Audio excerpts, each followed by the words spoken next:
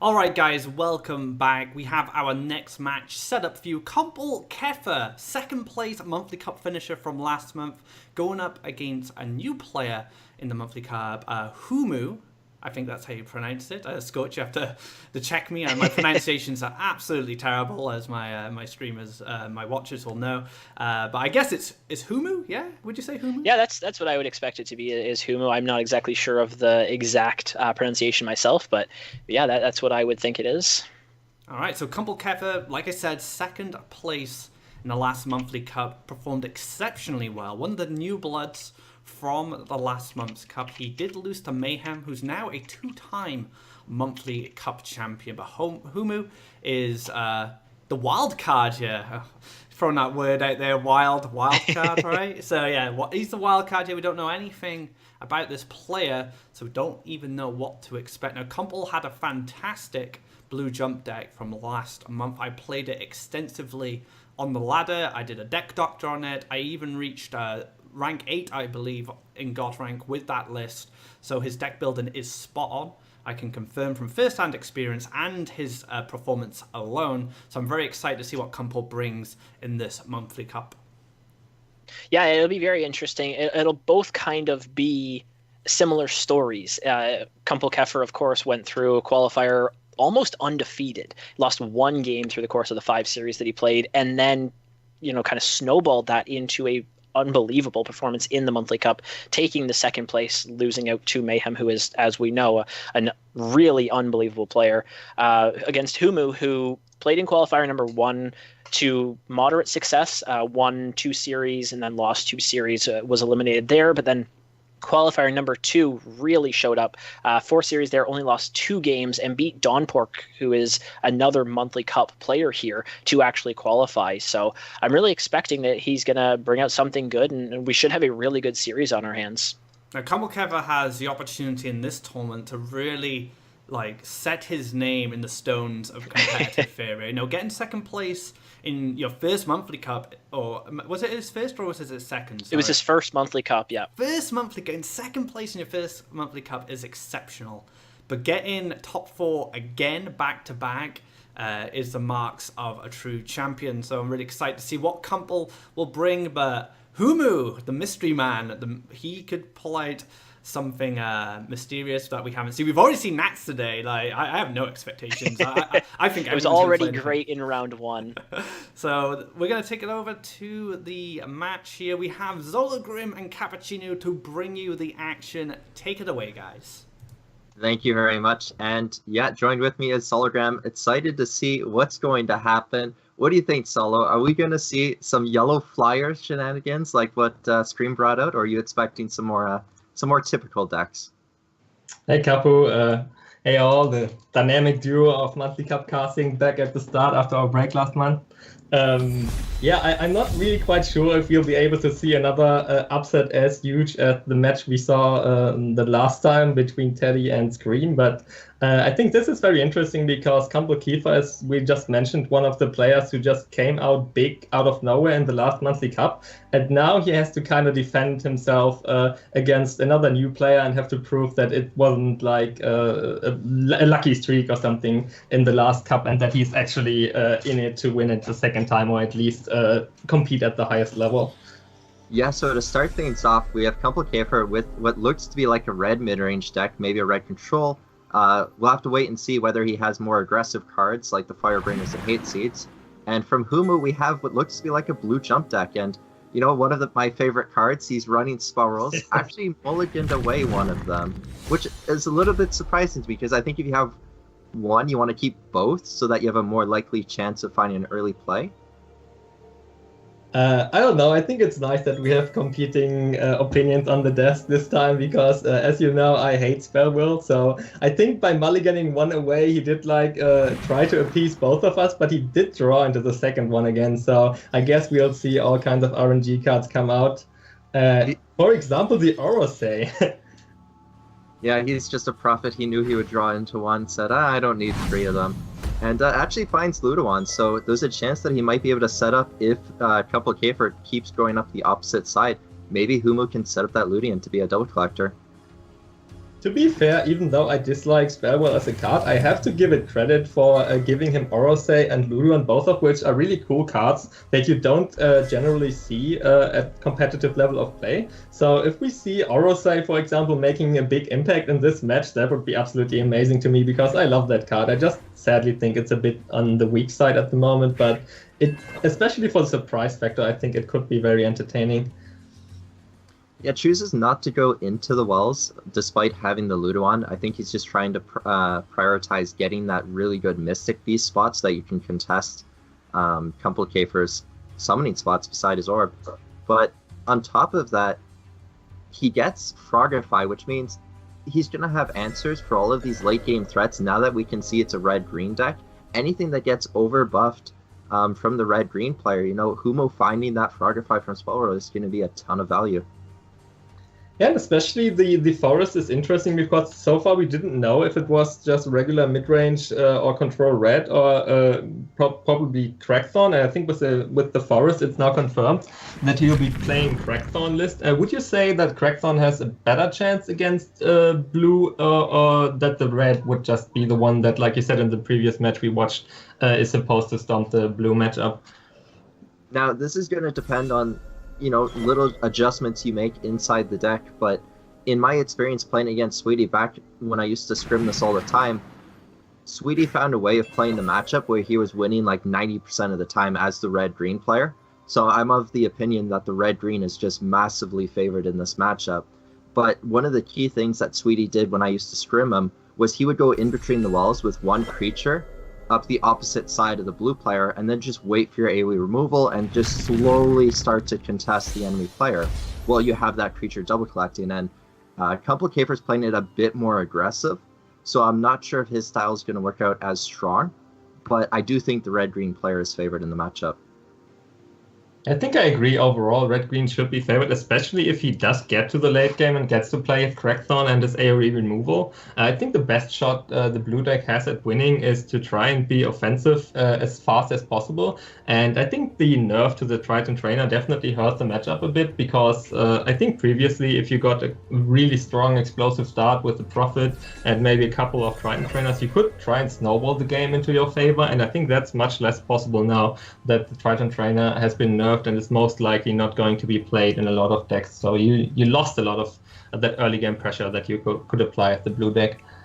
Yeah, I agree with you, and I want to carry on with that note, but after this line, Humo actually has the ability to get very aggressive at the moment with that Colossus and just summoning these 7/7s one after the other in front of Kumpelkäfer, but he actually doesn't go for it, which is a little bit of a surprise for me. Okay, he does, but he develops the Orosei and gets Verter Enforced from his Triton Warrior, the 4-drop upgraded into a 6-drop, and very strong line as it stands.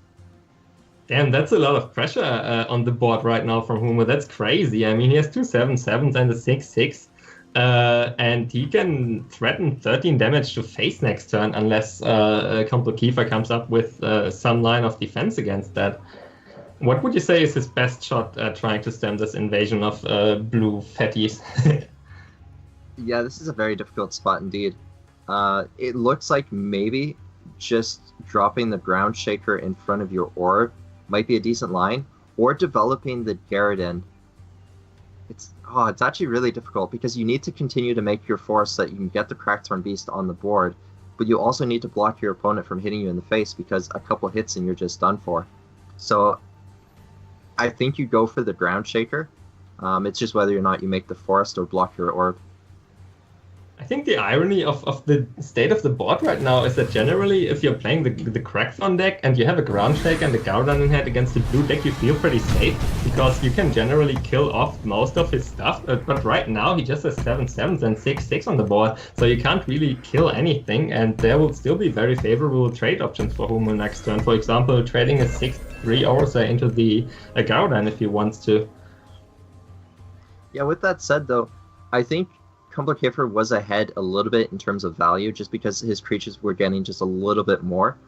But Humo now being able to drop these Colossus for 5 Faeria, like the tempo he has is really threatening Kumpelkäfer to set up these good trades for Humo. So you can see the Aurora say able to kill off that Garridan now.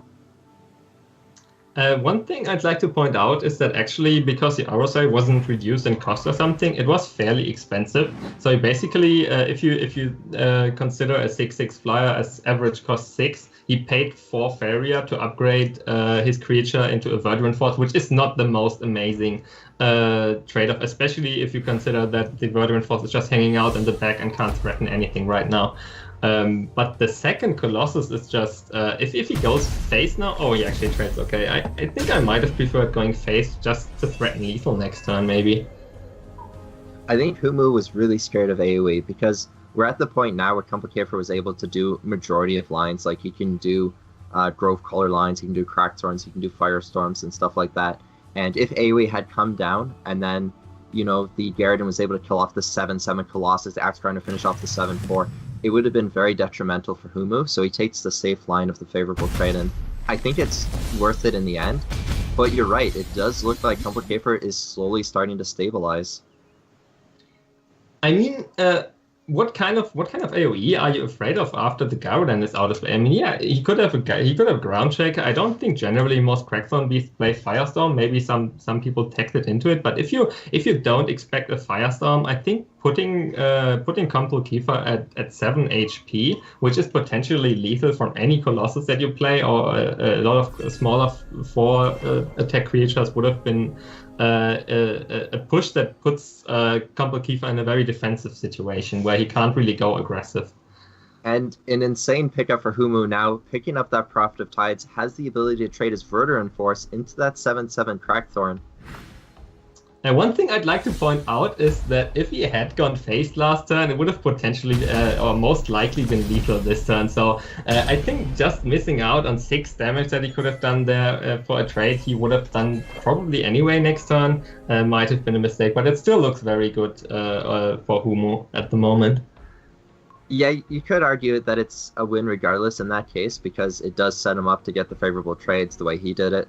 And he's in such a dominant spot at the moment that I'm not sure it really was better to do all face in the previous turns, but you're right, it would have set up a lot of damage. And Complicator now not really able to defend from this. This looks like it's just game over. Yeah, I think it's game after the draw, because he can't even create lands, and he doesn't even have a landline to the Colossus anyway, and he can't get to it. He probably doesn't run life gain. I don't know, maybe some Emperor's Command, but that's a very contested card across 3 decks. So yeah, who would have thought? And like you said, the best shot, or like we established, basically the best shot for the blue deck was to go aggressive, and aggressive Humu did go, I have to say. And now that the red-green is gone for Complicator, what do you think he's going to retaliate with against this blue deck? Is there a favorite deck that you prefer going up against this, or do you think just something like maybe a sack or just a mono green would be good against this? I think it's actually a pretty tough spot for Compul Kiefer now, because he probably played the deck that he was expecting to be favored against blue already. So I think most he can hope for now is like an even matchup. He could maybe he has a blue deck himself, which mirror is always a fair shot, but I don't generally like it because it's a bit of a coin flip depending on the draw often. He could play yellow events, which would be nice, I think, but then a lot of it would come down to the early setup again. So I think I'm kind of expecting either blue or yellow events right now. Yeah, on that note of yellow events, you know, in the past, people would argue that blue events, or that blue tempo was favored because you would have the Ninja Toads getting buffed by the trainers, and then they would kill off chargers. But now that we've seen the Triton Trainer nerf, and no longer making those trainers able to survive, perhaps this is tipped now back into the favor of yellow. You will still have Triton Warriors being a contention, but, you know, Campfire on Charger kills Warrior, so definitely some back and forth there. Yeah. I agreed with you that yellow events looked like potentially the strongest deck at the moment, but we haven't seen it so far. And it will be interesting to watch if the competitive players agree and are bringing it, or maybe keeping it in the backhand for a tight spot, or maybe if they came up with some solution that they feel confident in having an ability to beat yellow events. But for now, it seems to be the mirror matchup, and it's all about the setup. And Compul Kiefer has the Prophet of Tides in hand, which is already one of the best cards to have in the early game. Yeah, Compul Kiefer going with the mirror. And I'm not sure if we saw Archons from Humu, but it looks like that's what some players are favoring. It's like Spiral, or you take Archon, and it looks like Complicator is favoring the Archon instead of the Spiral.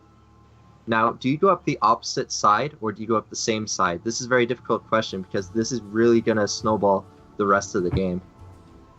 I'm not really sure if there's like a rational argument to be made that one is just better than the other. I think it kind of depends on what kind of player you are.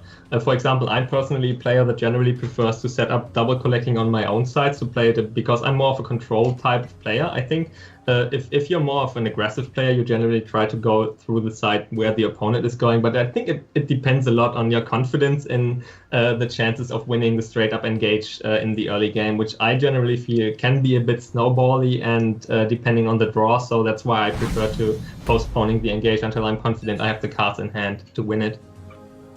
Fair enough, and we actually see Forbidden Library in the hand of Humu, so spirals, libraries, all kinds of little tricks in this deck. And I think now we have the answer, because if you're playing Forbidden Library, you don't want to engage. You just want to play a library in the back and start getting insane value from it, unless your opponent can get to it.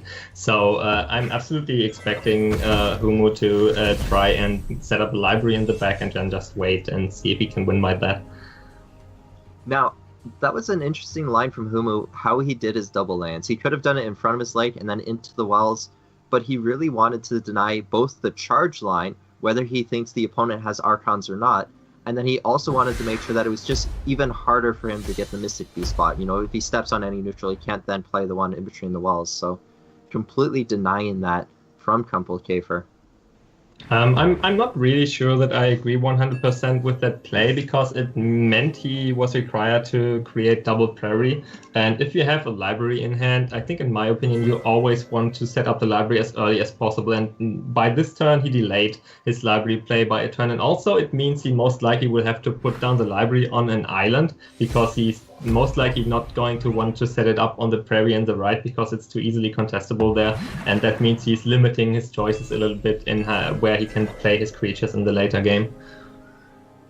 Yeah, very true, and Complicator not really with anything too great with that draw of the Prophet of Tides. He's able to look for a Frogify line on the Phantasm on the left, using the Archon to trade and survive. That looks to be the best line to me, and he also gets the aggressive lake spot, where he can set up for Mystic Beast later on.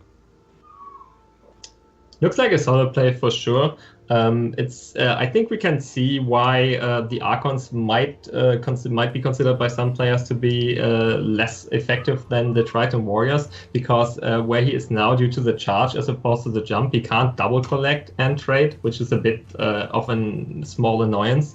But on the other hand, if he's hoping to set up the 7-cost synergy in the later game, it might pay off. But so far, we haven't seen it. Like in the game with Teddy against Scream, he didn't draw any 7-cost card, I think. So I think it depends. The effectiveness of the Archon depends a lot on how many 7 cards you actually play in order to pull it off. Definitely true, and I wonder if these blue decks still look to be running like Campfires and Falcon Dives, because, you know, something like a Campfire on that Archon would have been huge, or even just finding the Falcon Dive. But we haven't seen it yet from these blue decks, so it's looking like people just cut it entirely from their lists. Or do you expect to see that maybe in their decks? I think it's interesting because we're in the monthly cup now, where we have the Pantheon format, as we all know. So generally in ladder, I would absolutely expect the blue players to have replaced both Campfire and Falcon Dive with Emperor's Command. But right now, you can only play 3 Emperor's Command, and there's a lot of decks where you potentially want to include them. So I think it's an open possibility if you want to include them in this deck or in one of the other decks, but I don't really expect to see the Campfire, maybe a Falcon Dive, but I wouldn't count on it, to be honest. Okay, and Complicator picking up Prophet of Tide, so he has the answer for that library, and I can't imagine him passing up on that library, a card that can very easily get out of hand for the player. I think it's a safe bet that he's going to kill the library. We have to keep in mind, though, that he will still have his Prophet traded into favorably by a Humu. So the library only costs 1 Faeria. That's why it often forces the opponent, like it does now, to make awkward plays which are not very efficient just to kill it. because it would pose an even greater threat if left unanswered. But I think Humu still comes out on top. It's basically the same principle as you play a library, opponent plays an Emperor's Command. Even then, which is like the best case scenario, you still made a win of 1 Faeria because the command is more expensive. That's why I think library in the early game is so strong, because even if it gets answered, you already got some profit of it anyway. I was about to ask, as Humu, do you set up for the lake right up against the opponent's orb, or do you do one to the side where you can collect, then threaten face? And it looks like he went for going directly for threatening face. What do you think of that line? I kind of like it because I think right now Humu is the aggressor basically, because he has more pressure on the board, he has more power on the board, and I think putting a clock on the game is a good thing, because otherwise the chances for Complicator to stabilize and get back into it are higher the longer you wait. So if you have an advantage in the mirror, I think you should try and push it as early as possible. Right, and then Complicator picking up Ninja Toad, so he's now able to kill off that Phantasm if he wants, and even deny the double collection unless Humu gives up attacking face, which is what he was really trying to go for. And Complicator can actually go face for 4 damage this turn if he wanted to with double landing, decides not to. I'm not sure if I'm a fan of a draw. I already mentioned in the match between Scream and Teddy, I think drawing when you don't absolutely need to is a somewhat common mistake. Because I'm not sure what he was hoping to draw right now, what card he needed, and that he expected fair chances of actually getting from this draw. And I think he needs lands right now, because he can't really go to a lot. He can't threaten the orb if he doesn't create a land. He can't go back to defend himself if he doesn't create lands, or if he needs Faeria. So I think if he has cards in hand that would actually have been okay to play, or create a land would have probably been a better option. But yeah, he's choosing not to go for it, and he does trade off the Phantasm, which I absolutely agree with. Yeah, and you have to worry now, by delaying your damage, are you just not in a worse situation in this race now? Because Complicator's able to hit face for 11 damage if he wants to, and that's just going to threaten lethal on the following turn. Yeah, and he even has the cards in hand to back it up. I mean, he already has Battletoads and an Aurora, which represents another 6 damage probably that you can't really account for. And he has the tail of the turtle. Did he get that from a spell roll, or did I miss it, or did he just actually include it in the deck? Yeah, he had just played spell roll, getting both tail of the okay. Yes, I see it now. Because that would have been absolutely confusing to me. So, okay, I think we can expect this tail to not be played for the time being. But yeah, Battletoads plus Aurora, I think represents a fairly high chance for Humu to try and close this game out if he hits for 11 now. Yeah, I think the critical thing here is it's probably Humu trying to figure out which creature he wants to be in reach of the Prophet of Tide. Do you want the Colossus to step over, or do you want the Mystic Beast to be in front? And it looks like after thinking it through, he's going to prefer to do it this way and sort of protect his 4/5. Now, that means if a Frogify, for instance, was picked up, it would mean the Prophet of Tides should then trade off into the Toad, killing it off, and that would mean less damage. But it also means he's got more likely a chance of... Actually, it might just be strictly better to do it this way. You think? I think I kind of would have preferred it the other way around, because with the Frogify, okay, it doesn't matter now. But yeah, with the Frogify, he would have traded into the Beast or the Colossus, and trading into the Colossus is just better value for him. So I don't know. And with the Colossus alive next turn and having already dealt 11 damage, would have put Kiefer on 2 HP, which is enough to even die to a Toad or a Frog. So yeah. A 2-0 lead for Humu. Yeah, Complicator not with much options left. He played a red-green deck, we saw the Crackthorn, and just now he was playing the blue jump deck. So left is yellow or neutral, or maybe some scraps of the colors that weren't used, maybe a 3-Wesh deck. What do you think? Is it going to be like a yellow event deck? I mean, Complicator with his back to the wall now and has to hope for the reverse sweep. I'm absolutely expecting a yellow event deck, just because we saw like 2 of the biggest meta decks at the moment from him right now. So kind of leads to the expectation that he's going to include the third one as well. Which I think would have put him at a very fair chance still to bring this one home, because Yellow Event is such a flexible deck, and we can see that he's bringing it. It's such a flexible deck which has a fair shot of winning against basically anything, I think. So everything's open right now, and we'll have to see how the game develops. Yeah, and this is a match I personally really want to see how this plays out with the changes to the decks that people have been slowly integrating in. We see Complicator with actually a very strong start, but similarly for Humu, he has that Archon start. I imagine that's one of the starts you're okay with having, and then you have that Mythmaker if you ever need to contest anything large. I think Archon is a fine card to start. It's not the best card. You probably still want Battletoads, especially if you have an Aurora. It's still very solid, but as we already mentioned, the Windstorm Charger plus Campfire is a great way to answer a 4/4, so we'll have to see if that's how it pans out. Yeah, this is actually a pretty difficult spot in how you want to play this out. Obviously, going for the Charger in front of your orb, you don't want it to be contested by the Archon, but I'm going to be curious if he plays the Ranger and pre-buffs it. I don't think you want to. You would ideally just wait for the Campfire, get the Charger to be a 5/5, and then flashbend it into the Archon and get that trading blow. But this is the kind of turn where if Humu had a Prophet of Tides, it would be so devastating. That's, for me personally, one of the most tilting experiences to get Prophet of Tided, if that's even a word, it's not, but in this situation, because he could kill off the Charger, set up a nice aggressive land, which would have been really tough on Keeper. So I might have personally just buffed it up, because I'm always pessimistic on what my opponent has in hand, but he tried to gamble on that he didn't have a Prophet, and it came out okay. So I guess it was an okay play. Yeah, I'm not sure I completely agree though, because Prophet of Tides would have meant you can't collect unless I'm missing something. Yeah, you can't collect if you use Prophet of Tides to get the trade. And if you're doing that and the opponent has any answer, whether it be Soul Drain or Wind Soldier to collect trade, like, you're still in a very decent spot. In fact, I would say it's almost a neutral exchange, and that's one of the better lines for Humu to even have.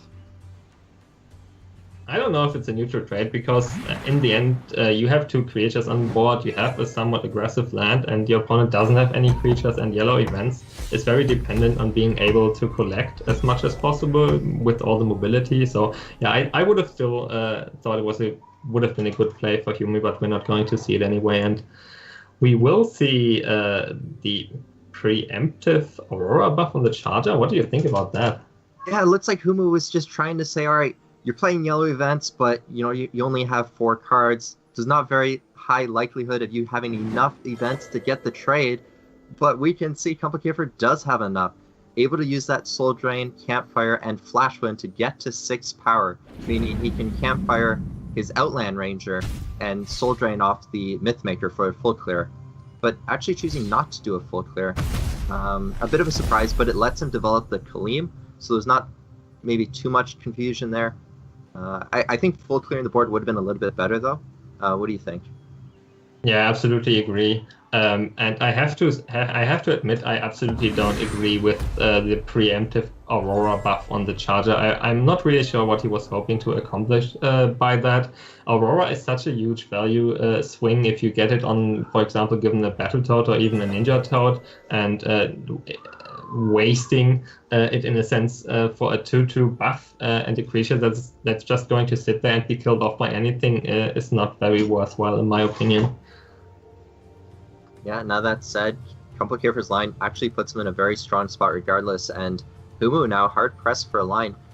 The best thing I can see for him is just making a lake by his orb and developing that library out of range of the Kaleem. I think the library is a very strong play still, because with 1 card in hand, the chances for Complicator to be able to deal with it the exact same turn are actually kind of small. Unless he draws into a movement trick right now, which is definitely possible. But at least it would mean that he most likely would be able to get to collect with this Aurora, which is also... so I think he's going to come out okay anyway with the library, and it was definitely a very good pickup for him. With how Complicator drew there, Humu is actually going to have the option to protect his library by using the Sunken Tower next turn. One of the lines I was looking at immediately off his draw was just double landing and dropping an outland. So by him not doing that, now he can't contest that library. Yeah, absolutely. And once more, I already, after saying it for the second time, feel like a broken record, but I don't agree with that draw. I think he had cards in hand that he can play that have value, and I think I would have preferred to, like you mentioned, set up aggressive lands, get to pressure that library, and just put stuff down that swings the board in his favor instead of drawing when he, in my opinion, didn't even desperately need any cards. Now, that said, Complicator is playing a high mobility deck. We can expect to see potentially 3 Fanatics and 3 Flashwind. He's already used 1 Flashwind, so whether or not he's able to find that mobility may mean him being able to kill off that library. But yeah, putting himself in a situation where he needs that movement now. And a bit of an inside joke, I guess, if you would consider it such, that Humu gets the Triton Trainer off the spell wheel after the card was cut by most blue players, I'd expect. Like the revenge of the Triton Trainer. If you don't include me in the deck, I'm just going to pop out of the spell wheel. I think it's still a very solid card. As we can see, he instantly plays it. So it's definitely not absolutely over-nerfed, in my opinion. I think it would still be an option. But often you see the psychological effect after a card gets nerfed that most players don't want to play it anymore just because it's arguably worse than it was before. So we have to see if it comes back at some point. But I think the Triton Warrior is definitely a very good pickup with the Triton Trainer buff in order to threaten the Khalim. Yeah, interestingly enough, Humu actually doesn't go for the Sunken Tower line of pushing that Khalim away. So he's not going to try and safeguard his library. Instead, he's going to set up the Warrior for having a favorable trade. You know, he got Triton Trainer, he had Warrior, he wanted to develop his creatures rather than trying to protect it at all costs. And it might even be the better position to take because you kind of have to anticipate your opponent having a movement trick as a yellow event deck. So maybe Complicator, just with the threat of having it, was a strong enough line. Yeah, maybe. I think you kind of have to expect the movement tricks, as you said, but on the other hand, every turn you keep the library in play is a huge increase in value to you, so I think I might have preferred... I mean, he could have probably maybe even blocked off both avenues if he would have put the Sunken Tower or something in front of you, I don't know.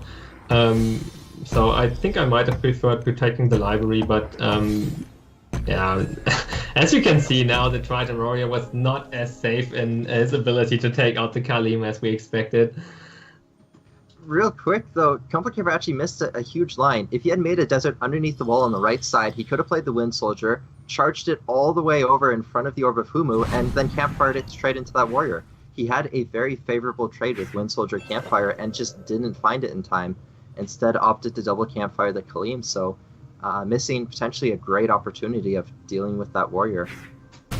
Yeah, it probably would have been the better line for him, as you said, because keeping the Khalim alive is always very very strong for the yellow player, just due to all the options it adds if you even get a single follower of it, and due to all the threat and collecting that it can do while it's alive. So I agree, it would have probably been better to try and keep it alive, but yeah, as we can see, and that's the fun thing about casting a cup, we have opinions on what we'd like to do, and then oftentimes the players choose to do something different, which often comes out at least as well or sometimes better than we predicted, so that's what makes casting it so fun. Now Humu at 5 lights, getting very near being able to summon that Dream Reaver, and that's going to be able to restore some of his life, but with all these yellow creatures getting developed by his orb, you know, you have to be worried about just the potential of getting comboed down in one combo, so he's going to need to start trying to restore his board. And if he gets to play the Dream Reaver, where would you expect him to put it down? Would you play it defensively, or would you expect him to play it aggressively? I think it's entirely going to matter on whether he needs to use it to block orb to just not die, and then whether he has enchantment, because if he has enchantment in his deck to make it that 10 power and threaten just the combo lethal, I would like to see it aggressive, but yeah, it's going to depend, I think, entirely on whether or not he needs to defend with it. Yeah, I agree, and as we can see with Humu can't now, Complicator already has the last Nightmare in hand to deal with it. I think we might see an aggressive ending of the game depending on how offensively Combo Kiefer decides to posture now. I personally think I would absolutely go for just create land, drop the second Shaitan Demon, and just go face with everything and try to close out the game as fast as possible. Do you agree? Yeah, I think for sure you want to use your training here. Hit for 4, hit with the Demon for another 5 for 9 damage, threaten lethal, and develop another Shaitan Demon. I would even step up with the second Outland Ranger just because you want to be able to contest anything that's blocking you from hitting Orb. And one strong thing about he does not choose to use the training right now. I don't know. I think I really would have liked him to block that spot. So at least Humo would have to trade into it first in order to clear it. But he does have the Ninja Tout in hand, which can deal with one of the Outland Rangers, but which can't deal with the Shaitan Demons at the moment. Yeah, there's actually a lot for Humo to think about because Combo Kiefer is actually set up, only being able to attack from 2 spots if he doesn't have a movement. But if he does have movement, he has lethal. So whether or not Humo decides to block Orb, whether he trades with the Triton Trainer, you could just go for trying to threaten lethal in this scenario of just using the Dreamweaver on the opponent and jumping the Triton Trainer aggressively. That way you develop the Dreamweaver, in front of your Orb to try and block. Trainer jumps forward, use it on the enemy, he takes 4 damage on his turn, and then on the following turn he would take more damage, and you'd have the Triton Trainer to hit face for lethal. So there's a huge risk that Humo can go for developing that Dreamweaver, decides not to, wants to play it safe and get that favorable trade in. I think this is the safer line, the much more likely case of winning the match, but he did have that chance to gamble. One thing I'd like to point out is that we saw one of the small weaknesses of the Dreamweaver, even though it's still an insanely strong card. But if the opponent has multiple creatures near your orb, it's actually not as efficient defensively because he could not use it for the life gain if he gets threatened to just be killed in a single turn from above 10 HP. So that's where it's not as effective as it is, for example, against a single large creature, where you can actually fairly safely calculate the damage you're going to take the next turn.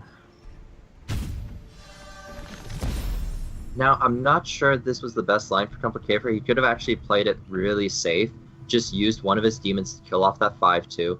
It's a 3-drop running into a 5/2. It's fine regardless. Hit face for 5 with the other demon, and then just last Nightmare that 5/5 Phantasm. The Prophet will have to walk back, that's fine, and you'll just be able to set up potentially lethal with a Wind Soldier on the following turn. I think you might just have been right with the chances for Humo of closing out the match being higher if he had put down the Dreamweaver, simply because he has a Ninja Tout in hand as well, and there's the 4 damage ticking every turn from the demon. So if he would not have died next turn, I think the lethal would have been fairly secure for him, which might have been safer than the race that he's actually using now. And this is just lethal. Humu's got it. He's going to set up his head, deal 8 damage, and then the demons are going to actually overkill himself by 2. Yeah, classic caster curse. You see me talking about how it might have been better for him to do something else, and then he just wins the game. So yeah, that's it. We're in for a 4th match, and like we said, the yellow event deck coming out very strong, but then he just dies, so... Okay, what a close match, but I think it could have gone either way, and especially the last match did not reflect the 3-0 that we see right now, but in the end, that's what it comes down to. You just see the end results and not how close the matches might have been. Yeah, so congrats to Humo winning this 3-0 over Combo Kiefer, and we're going to throw it back to the desk to see what they thought about that matchup. Very clean series there for Humu. A newcomer in the monthly cups this month, and taking down a player of Kumpel's quality is a very big achievement for him. So well done to Humu progressing to the next round. Now, Scorch, do you have any thoughts on this series that has gone by? I know I do, and we've been discussing it, but tell me what you think. I mean, That was really impressive to see. There was a lot of different lines, of course, as Cap and Zolagrim were going through. I think the spell whirls were absolutely magnificent coming out in that blue deck from Humu. We saw really good use of them in last monthly cup as well. I think it was actually by Kumpelkeffer in his blue deck, if memory serves there. But the spell whirls are always kind of a debated topic whenever we see them in the cups here of what do you cut to put them in, and then how realistic is it that you get something good in those games. But I mean, it gave Orisay in game number 1, which was really cool to see. It had some really good cards throughout the course of the series there. I actually had a kind of a laugh to myself in game number 2 of blue versus blue, because it's really the only situation in Faeria where you can have both players don't have any lands connected to their orbs. It was just all the lands were over in between and then connected to the wells, but all the spaces around both players' orbs were not connected to anything. You know, one of the lines I really liked from Humu was his aggressive lake into Colossus in that blue mirror, because that is a sign of someone who knows when they're ahead and how to seize advantage of their strong position. He could have played defensively, could have sat back, maybe set up another collector, but at that moment, especially the positions of his opponent, it was much more difficult for his opponent to deal with that at that point, and I really loved that he went for that in the end.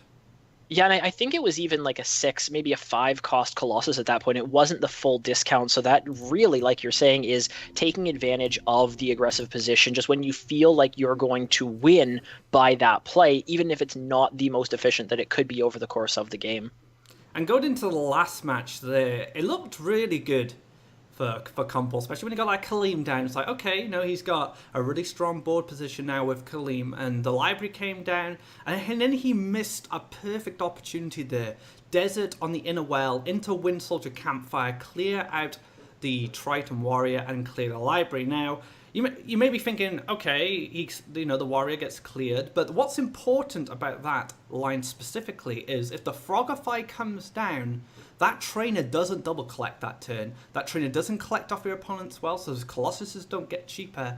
And in most cases, you have to trade your trainer away and you lose initiative as the blue player. That is super important for Kumpel in that situation, because as soon as blue lose initiative, as soon as the yellow player seizes the advantage, it's very hard for the blue player to come back. Yeah, and especially with something like the Frogify there, like you're saying, it trades into the trainer there in the way that play could have lined up.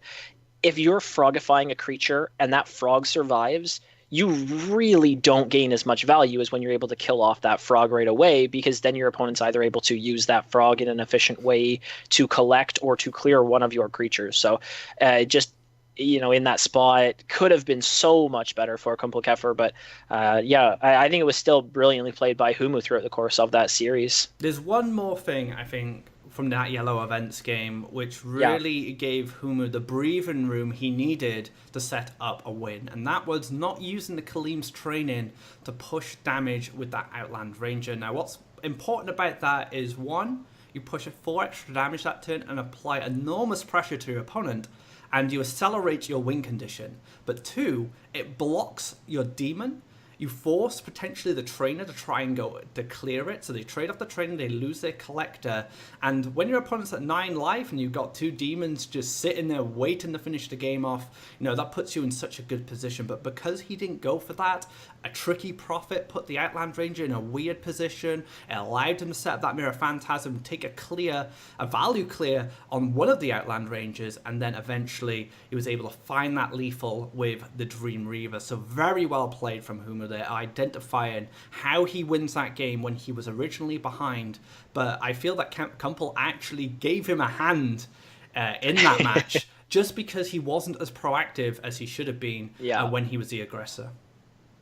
Yeah, definitely in those spots. Like you're saying, when you set up Double Demon, you want to ensure that you have those lines of attack. And yes, it's going to be more damage next turn if the Ranger isn't in the way, but you can move the Ranger out of the way or trade, or your opponent's going to body block. So yeah, it just ended up being pretty awkward in the end there from Kumpelkeffer. One thing I will say in Kumpel's favor is the Triton Warriors then a Dream Reaver to finish is a bit off-putting, right? You're not going to expect that, but I feel that once your opponent develops a 6th lake, you must be thinking, wait a minute, why are you developing so many lakes as a blue jump player? You don't need all these lakes. So there is the potential Spell Will Dream Reaver, that's an option, but there might just be the organic Dream Reaver in there as some form of finisher, just spicing up the blue jump list a bit. So I think Kumpel could have had some presence of mind there, maybe identified that Humu's out in this matchup is a Dream Reaver finish, and that, again,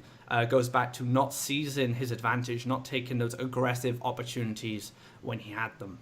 And even in that situation, too, Humu played the Gabrian Cistern, using his Faeria to set up more Faeria over the course of the next 2 or 3 turns. So you're looking at a long-term all-in. And even using the training on the Outland Ranger could have gone aggressive, but I think it was also on a line that it could have killed the Cistern, and then you cut off your opponent's Faeria income as well, and stop them from either having the lakes or the Faeria to play the Dream Reaver on the upcoming turns. So a couple ways that it looked like Kumpelkeffer maybe could have slowed that down and ensure that the demons were going to be enough to end the game. I think Zologrim put it best during the cast. We come up with all these different lines, all these different ways you can play the game, but most of the time players have their own idea of how a match needs to be played, their own philosophies, their own game sense on how a matchup needs to be played or how a specific situation should be played out. And it's always very interesting as a commentator to see that, because we see things from a greater perspective. We get to see what our opponent has, we get to see what's coming up, whereas the player don't. They need to use the knowledge of the game, but also a bit of future prediction as well of what their opponent might play.